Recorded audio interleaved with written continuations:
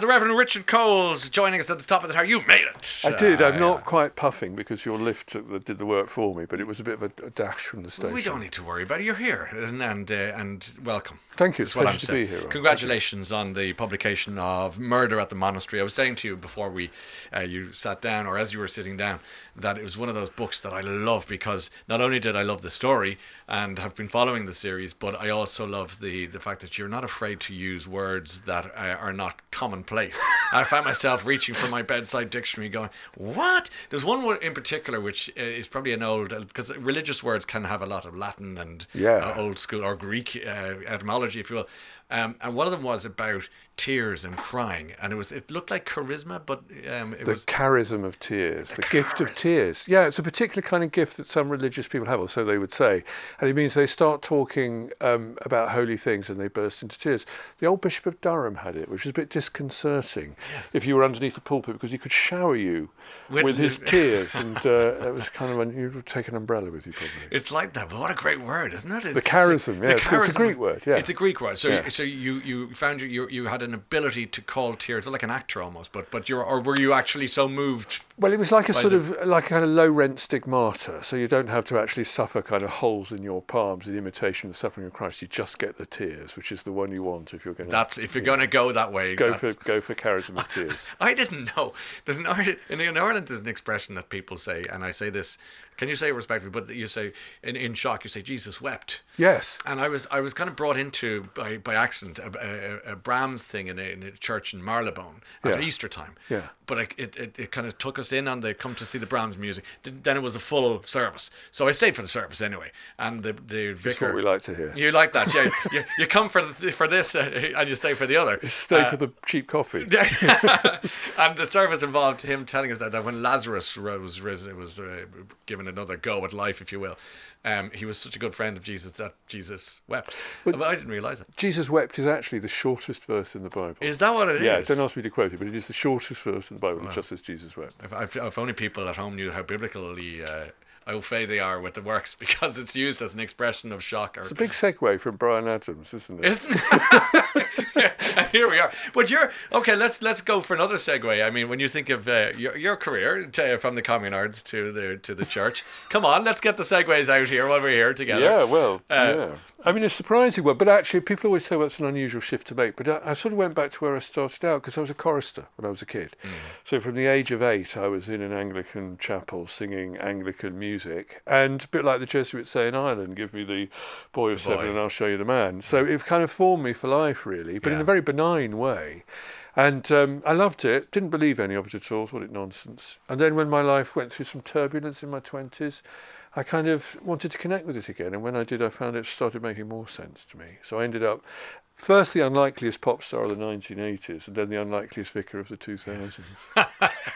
Why were you such an unlikely pop star? Did you see me? But I would never judge you. I have to say, as one geek to another, we don't judge each other. You carry it so well, Ryan. No, I mean, if you look at me, I remember once on Top of the Pops, I think it was, overhearing a director say, just put him in the back, don't put any lights on him, because I was spoiling it for everyone. Okay, so you were unlikely in that sense. Well, I was lucky. I bumped into Jimmy Somerville, and I hitched my wagon to him, and he turned out to be such a prodigiously gifted, amazing, unique, distinctive talent. And, he hauled me into my 20 minutes of fame. Well, on you go. I mean, now you're writing these beautiful books that are they're number 1, by the way, this week. Congratulations. Yes, thank you. I mean, what a lovely, another layer, if you know what I mean, because you were unlikely, maybe, but yet hugely successful in the Communards.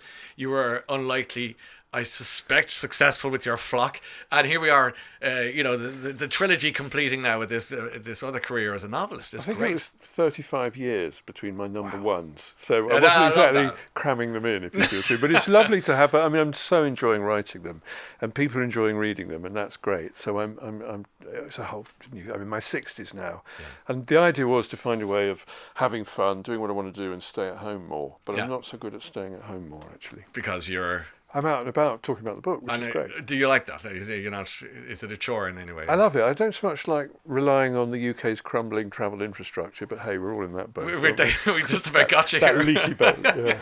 Tell me a little bit about, you're heading to Cork in Ireland quite soon, because you're going to cook up a storm. Well, yeah, I'm heading to the Ballymaloe Cookery School, probably the most famous cookery school of all. No doubt about it. I've always wanted to go, and I'm killing lots of birds with one stone, so I'm going there. I've also got connections in County Cork, all around there, family stuff. And also, I'm an honorary member, well, I'm in fact a full member of St Finbarr's GAA, because I love Gaelic football, which I discovered quite by chance by watching normal people. I thought, why is he picking it up? Oh, I like this. And then, so I've been watching, I've introduced the All-Ireland finals to my little village in East Sussex. Yeah, the BBC started broadcasting it, so I've had the neighbours round. Much shouting and merriment. Okay, so Paul Mescal's essentially O'Neill's shorts and chain, which became iconic. What? Preaching to the choir, yeah.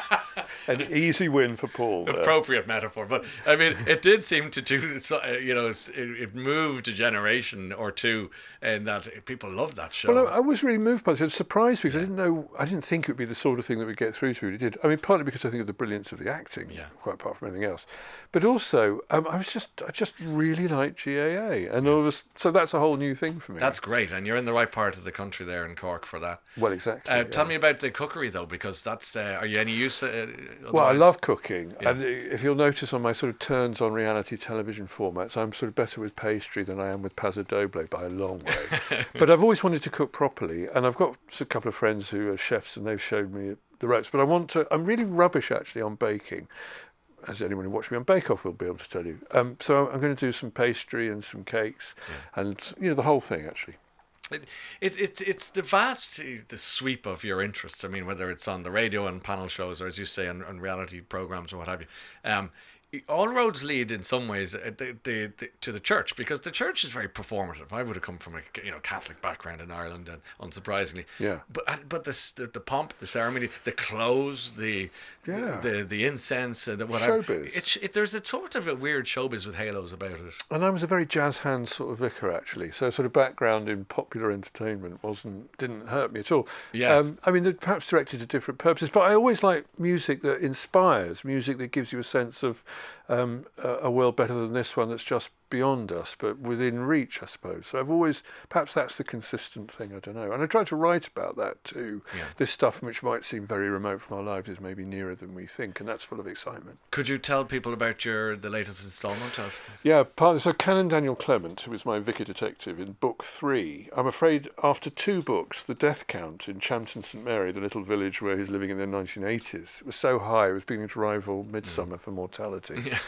He's also uncovered, in the course of uncovering the truth of other people, truths about himself, and that throws him off his very steady course. So he goes back to the monastery where he was once a novice to try to lick his wounds and figure out what's going on. But Daniel being Daniel, I'm afraid before very long they're a monk down.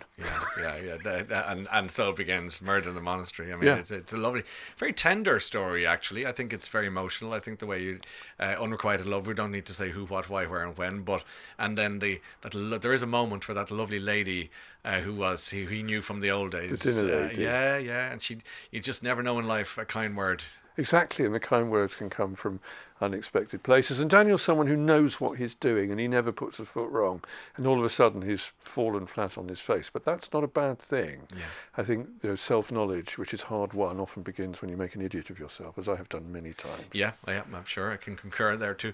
And in it also, there's lovely references to, obviously, religion, the Bible. The music is gorgeous too, and as I say, the old Latinated words, and so you're not afraid to weave all your theocratical studies, all your musical knowledge, your 80s knowledge. It's the Communards got mentioned a couple of times in there. Come on, let's face it. I don't know if you were doing that for I'm thinking of the TV adaptation and the PRS opportunity, getting my own records in it, so that would be fun. Yeah, I mean, it's a sort of rich mix, I guess, but I like that. One of the things I'm a nosy person, Ryan, and I'm sure you are too, because you wouldn't do your job if you weren't. But there's something, I love just jumping into somebody else's world for a while, hearing what they think, what they see, what it looks like to them, how they make sense of it, and inviting other people in to have a look too. Well, what a beautiful story that they can dive into with the latest Murder at the Monastery, #1 bestseller at the moment. Thank you for rushing off the train. getting up in the lift and bouncing into studio with us here today. The Thanks Reverend for Richard Coles. What a pleasure to see you, and good luck in Cork. Thanks, Ryan. Thanks for your time. Virgin Radio.